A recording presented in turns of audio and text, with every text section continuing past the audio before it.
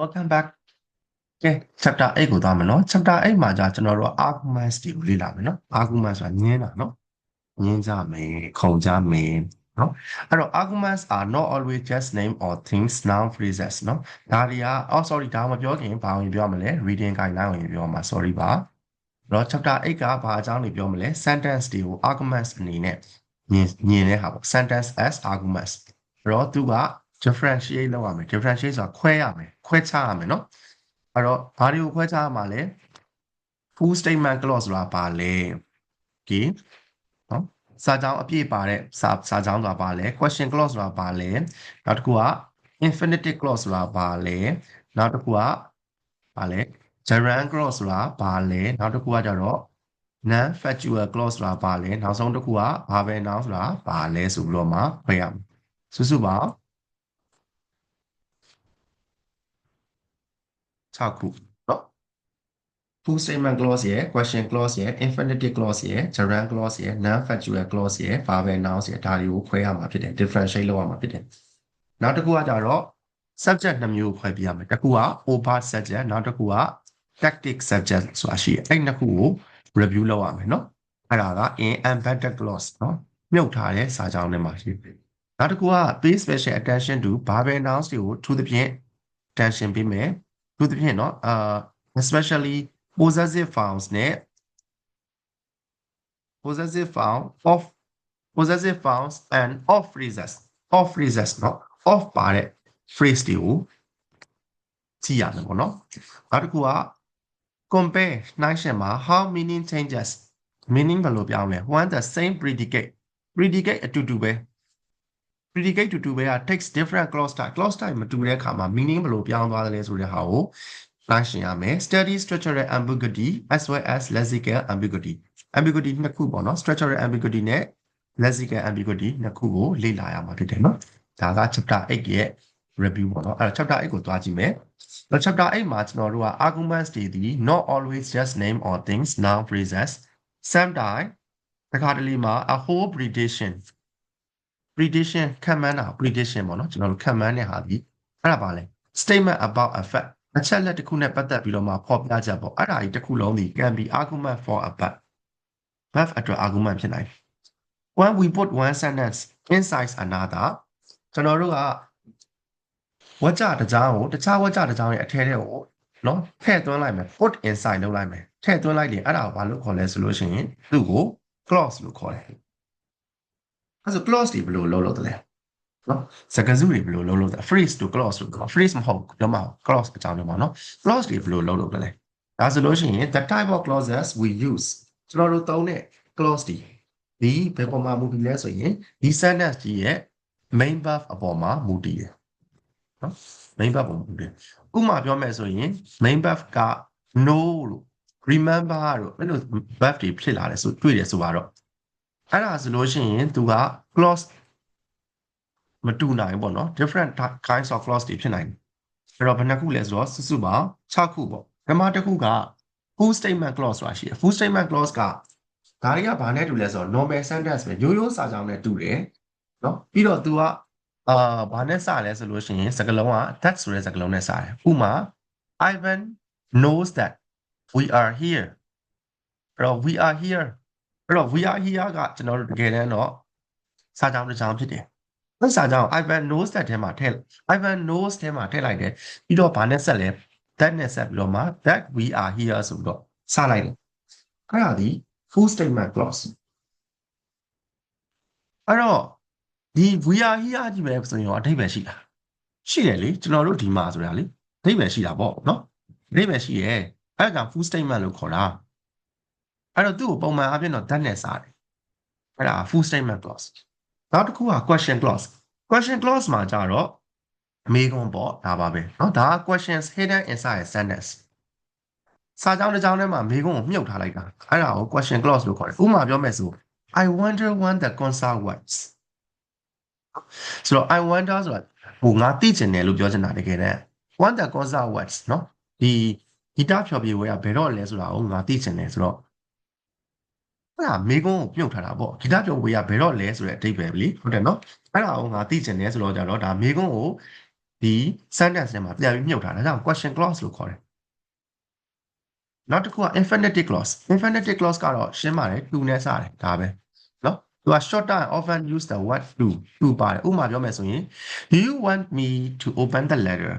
နော်ငါ့ကိုစာအိတ်ဖွင့်ပြီးစင်ဒါတော့ to open the letter အဲ့တော့ to open the letter ဒီအစအဆုံးဟိုဘောလို့ full statement ဖြစ်လာဖြစ်ဖို့ subject verb object တွေမစုံနေဘူးလေနော်အဲ့တော့ to open the letter to နဲ့စတာက infinitive clause ဒါရှင်းတယ်နော် to နဲ့စရင် infinitive မှတ်ထားလို့ရတယ်နောက် gerund ကလည်းလွယ်လွယ်လေး gerund က verb ing နဲ့စ verb ing နဲ့စုံတဲ့ verb တွေကို ing နဲ့စုံတဲ့ verb တွေကို gerund လို့ခေါ်တယ်ဥပမာပြောမယ်ဆိုရင် she watched me opening the letter opening the letter ဒါဆိုရင် gerund လို့ခေါ်တာငယ်ငယ်လေးကသင်ပြီးသားเนาะအဲ့တော့ဒီ run တွေခါ run တွေမဖတ်ဘူးเนาะ gerund လို့ဖတ်တာငယ်ငယ်လေးကအကြောင်းကဆရာဆရာမဟိုပါလေထက်တန်းเนาะ high school မှာလည်းဒါကို gerund လို့ပြီးသားเนาะဒီ run တွေခါ run တွေမဖတ်ဘူးเนาะ gerund verb ing နောက်တစ်ခုက non factual clauses အဲ့တော့ fact obviously fact အချက်လက် non factual အချက်လက်မဟုတ်ရဆိုတော့သူက regular statement နဲ့တူတယ်နော်ဒါပေမဲ့တကယ်တမ်းတော့သူတို့က regular statement ဟောပုံမှန်ဖော်ပြချက်မဟုတ်ဘဲနဲ့ဘာကြောင့်ပြောတာလဲဆိုတော့ ought to happen ought to ရဲ့ပဲ should ပေါ့ဟဲ့ should happen rather than things that are actually true တကယ်ဖြစ်နေတာမဟုတ်ဘဲနဲ့ဖြစ်တဲ့အကြောင်းအရာကိုပြောလို့ရှိရင် non factual clause လို့ခေါ်တယ်ဒီထက်မှမပါနေဘူးเนาะအဲ့တော့ဘာမှမခက်ဘူးဒါကို example လေးတစ်ချက်ပြောမယ် example of non factual clause where is noble alarm okay example of any non factual clause non factual clause ဆိုရင်ပါလာမယ်ခဏစောင့်နော်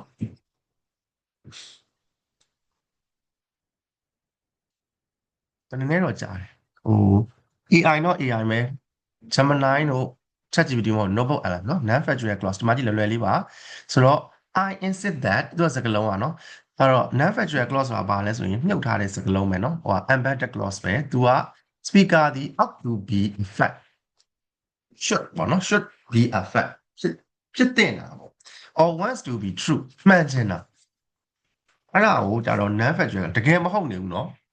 ဥပမာပြောမယ်ဆို I insist that Ronald work very hard နော် Ronald ကကျူးဆဆအလုပ်လုပ်မယ်လို့ငါယူဆပါတယ် I insist that Ronald should work very hard ဟောတွေ့လားလူနော် non factual ဖြစ်မနေဘူးနော် We insist that your friend should be very early or be early I demand that your bill should be paid or your bill be paid ဆိုတော့ဒါတွေကတကယ်စစ်မှန် fact ဖြစ်မနေပဲနဲ့ဖြစ်တဲ့ဟာနော်ဖြစ်စေခြင်းတဲ့ဟာအဲ့ဒါကို non factual clause လို့ခေါ်တယ်။နောက်ဆုံးတစ်ခုက verbal noun ကကျတော့ဒါကကျတော့ nouns made from verbs ဟော verb ကနေလောက်ထားတဲ့ noun ကို verbal noun လို့ခေါ်တယ်။ဟာအဲ့ဒါ gerund နဲ့မတူဘူးလား။ကျွန်တော်တို့ gerund ဆိုတာ verb ing ဟုတ်တယ်နော် opening the letter ဆိုတာကစာကိုဖွင့်နေတည်မဟုတ်ဘူးစာကိုဖွင့်နေချင်းဟုတ်တယ်မလား verb ကို ing ပြရင်verb ကို ing ပြရင် verb ing ဆိုတာက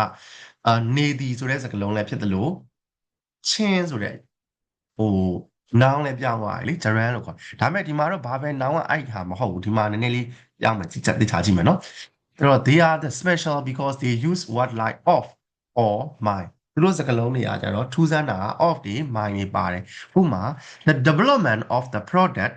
took a long time ဟောနော်ပစ္စည်းတစ်ခုရဲ့ဖွံ့ဖြိုးတိုးတက်မှုဒီအချိန်ကြာအဲ့တော့ development ဆိုတာဘယ်ကနေလာခဲ့တာလဲဆိုတော့ develop ကနေလာတာ develop က verb အဲ့ verb က developing မဟုတ်ဘဲနဲ့ဒီမှာ development ဖြစ်သွားတယ်နော်ပြီးရင်ဘာပါလဲ of ပါတယ်အဲ့ဒါ verbal noun လို့ခေါ်တယ်နောက်တစ်ခု subject and clauses ဒီ clause တွေထဲမှာပါတယ် subject တွေကြောင့်ပြောရအောင်နော်အဲ့တော့အဲ့ subject တွေမှာနှစ်ခုရှိတယ်သူကခုနပြောတယ်သူတို့ခုနကကျွန်တော်တို့ဖတ်ရမယ်ဆိုတဲ့ထဲမှာဘာနဲ့လဲ overt subject နဲ့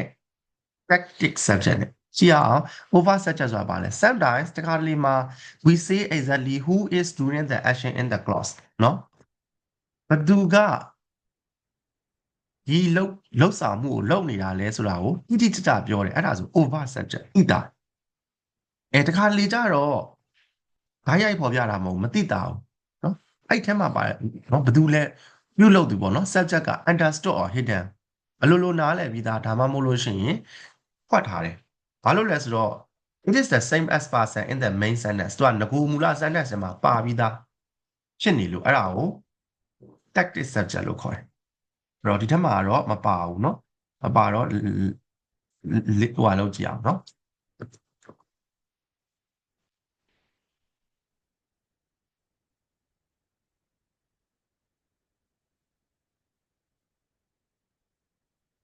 အဲဒီမှာတော့မပါဘူးအဲ့တော့ခဏလေးဒါကိုကြော်လိုက်မယ်ဟိုက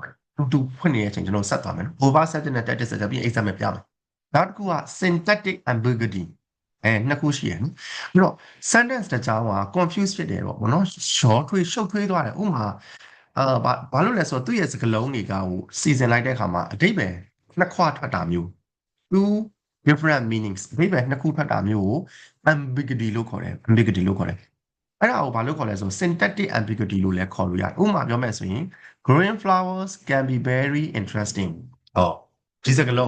ဒီစကားလုံးကိုစဉ်းစားကြည့် growing flowers can be very interesting ရဲ့အတိတ်ပဲဒီပါလဲဆိုလို့ရှိရင် growing flowers ဆိုတာပန်းပွင့်လေးတွေကိုအပင်စိုက်ရတဲ့နော်လုပ်ငန်းပေါ့ပင်စိုက်တာပေါ့ပင်စိုက်တာကိုပြောတာပန်းပင်စိုက်ရတာအရင်စိတ်ဝင်စားစရာကောင်းတယ်ဆိုတဲ့အတိတ်ပဲအဲ့ပေါ့နောက်တစ်ခုရှိသေးတယ် growing flowers ဆိုတာကြီးထွားဖွံ့ဖြိုးနေသောပန်းပွင့်များအဲ့တော့နော်ကိုယ်တိုင်ပင်စိုက်ရတဲ့ of growing them ဒီပင်လေးတွေကိုစိုက်ရတဲ့ဟာလေးကစိတ်ဝင်စားစရာကောင်းတာလားဒါမှမဟုတ်လို့ရှိရင်ပန်းပွင့်သူကပန်းပွင့်တသေးလေးကနေပန်းပွင့်ကြီးဖြစ်လာတာအဲ့ဒါကစိတ်ဝင်စားဖို့ကောင်းတာလားအဲ့နှစ်ခုဟုတ်တယ်နော်အဲ့ဒါကိုဘာလို့ခေါ်လဲဆိုရင် syntactic ambiguity လို့ခေါ်တယ်အဲ့ခုနကြော်ထားတဲ့ over subject နဲ့ tactic subject ကိုကြည့်အောင် over subject ကဘာလဲ over subject ကဒီမှာကြည့်အောင်နော် the eagle expect the hawks to win the game နော် hawks အဲ့တော့ဒါက over subject the eagle expect to win the game ဆိုတော့ hawk ကဒီထဲမှာတေချာဖော်ပြထားတယ်ဘာလို့လဲဆိုတော့သူကနော်it is the one expected to win not the eagles နော်နောက်တစ်ခု tactic is the eagle expect to win the game in this subject the subject of win is the eagle itself သူကိုယ်တိုင်နော်သူကိုယ်တိုင်အဲ့ဒါ tactic subject လို့ခေါ်ဒါကြောင့်နောက်တစ်ခေါက်ပြန်မပြောတော့တာဒါကြီးကနည်းနည်းရှုပ်နေ eagle တွေရော hawks ရောပြောနေ he expect me to open the letter ဒါဘာလို့လဲ over subject I intended to open the letter ငါဒီစာကိုဖွင့်မှာအဲ့ဒါက tactic subject နောက်တစ်ချက်ပြောမယ် they watch me opening the letter အဲ့ဒါ over subject နော်အဲ့တော့တကယ်တမ်းတော့ me ဆိုတာကျွန်တော်တို့ဟိုလိုပြောမယ်ဆိုရင် pronoun ကိုမှ object လို့ပြောလို့ရတယ်လေဒါပေမဲ့မဟုတ်နေဘူးနော်သူတို့ကငါစာဖွင့်တာစာကိုဖွင့်တာကိုကြည့်တယ်အဲ့တော့ကြီးစရာမှာ action တစ်ခုပါတယ်ကြည့်တယ်ဆိုတဲ့ action ရယ်စာကိုဖွင့်တယ်ဆိုတဲ့ action ရယ်ဟုတ်တယ်နော်အဲ့တော့ဒီမှာတော့ကြည့်တဲ့ဟာကိုပြောဘူး me စာကိုဖွင့်တဲ့ဟာကိုပဲပြောမယ်အဲ့ဒါ over subject နောက်တစ် I deny opening the letter အဲ့တော့ဘယ်သူကဖွင့်တာဒီစာကိုဖွင့်တာ I ငါပဲလေဘယ်သူမှမဟုတ်နေဘူးနော်အဲ့တော့နည်းနည်းများတော့ဒါမလို့တော့အဲ့ဆိုရင် chapter 8လည်းပြီးသွားပြီအောက်ကဒါတွေမလို့ဒါကခုန prompt ရိုက်တော့ဟိုပြောချင်တာကွာသူ့စာရှင်းခိုင်းနေဒီ chapter 1 to sorry chapter 7 to 13ကိုစာရှင်းခိုင်းနေဆိုတာဒီ notebook LM AI ကိုပြန်ပြီးစာရှင်းခိုင်းတာမှာစာရှင်းခိုင်းပြီးတော့မှလူတိုင်းနားနဲ့လိုက်လောက်တဲ့အခြေအနေထားမျိုးပေါ့ဘာလို့လဲဆိုတော့စာအုပ်ထဲမှာငကိုစာအုပ်ထဲမှာပါတဲ့စာတွေအရန်ခက်တယ်ကွအဲ့တော့နားလည်လွယ်အောင်ရှင်းပေးပါဒါပေမဲ့နားလည်လွယ်အောင်ရှင်းလိုက်ရင်ဘာဖြစ်သွားမလဲသိလားစာထဲမှာပါတဲ့တချို့သောစကားလုံးတွေကပျောက်သွားမှာတကယ်ဒီစကားလုံးအစ်စ်တွေပျောက်သွားမှာဒါတွေမပါတော့ဘဲနဲ့ရမ်းလွယ်တဲ့စကားလုံးတွေအဖြစ်အစားထိုးလိုက်ရင် simple English ကိုတောင်းပြီးတော့မှရမ်းလွယ်တဲ့စကားလုံးတွေဖြစ်အစားထိုးလိုက်လို့ရှိရင်လစ်သွားမှာဆိုလို့အဲ့ဒါကြောင့်မလို့တကယ်ပညာရက်ဆိုင်ရာအသုံးအနှုန်းတွေကိုတော့ခြံလှပ်ထားပြီးတော့မှအဲ့တိုင်းပဲပြန်သုံးပေးပါဆိုတော့ပြောလိုက်တယ်ပြောပြီးတော့အဲ့ဒါလေးကိုလည်းအဓိပ္ပာယ်လေးနဲ့တကွာရှင်းပြပြီးပါဆိုသက်ထည့်လိုက်တယ်ဒီ prompt ရိုက်တဲ့အချိန်မှာအဲ့လိုရိုက်လိုက်တဲ့အခါကျတော့ဒီ essential words and meanings ကပြန်ပါစိတ်ဝင်စားရင်တော့ဖတ်ကြည့်အဲ့တော့ကိစ္စဘူးဘာလို့ဆိုတော့ပေါ်မှာရှင်းလိုက်တဲ့ထဲမှာအဲ့ဒါတွေကုန်ပါသွားပြီเนาะအဲ့ဆိုရင် chapter 8လည်းပြီးပါပြီ thank you